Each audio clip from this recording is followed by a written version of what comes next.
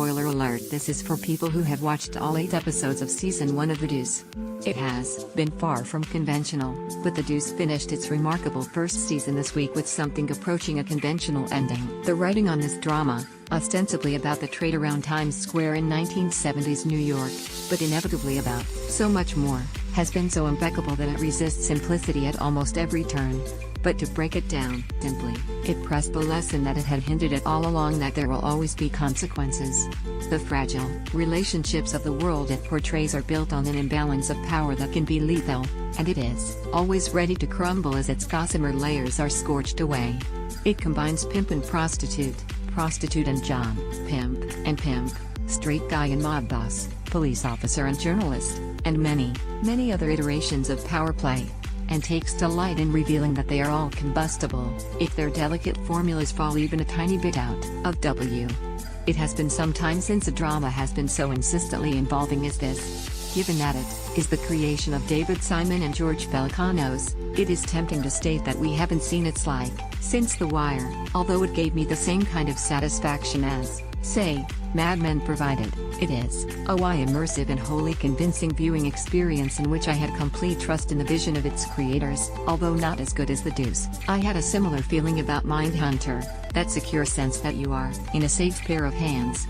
There is something about Simon's work in particular that leads some viewers to want to analyze it with the rigor of an academic paper, and there's plenty of grist to that particular mill here, given that it is about capitalism, trade, industry, economics, race, gender, corruption, crime, culture shifts and plenty more. But within this, it finds a gripping drama, tying together a sprawling cast of characters with experienced ease. The Deuce demands attention because it refuses to assume that you will be fiddling with your phone, or anything else. The debate over whether or not it is titillating warrants an analysis of its own while you watch it. Try scrolling through Twitter while watching and you end up rewinding to find out that one crucial line of dialogue you missed, that unlocks everything that follows. It is something all shows aspire to, but few have the authority to actually pull off. It credits its audience with enough intelligence to juggle the many complicated facets of this vast nut of the industry, even if it took this particular viewer a little longer than it should have done to realize that James Franco is playing twins, rather than one Bart-raveling and somewhat unevenly natured character. The finale pulled its already established emotional grip tight.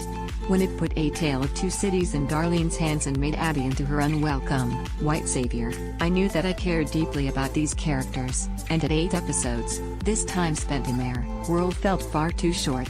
If it is true that the show will not go back to many of them, instead jumping forward some years in time for the next season, then they will be missed, and it is a brave decision, when so much now hangs in the balance.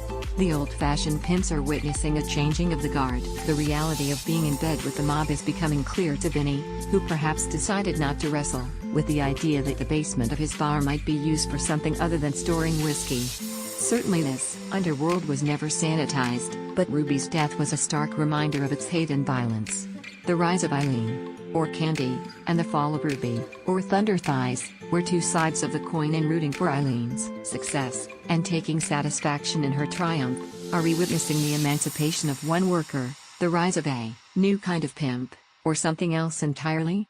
The Deuce won't answer any of these questions for you.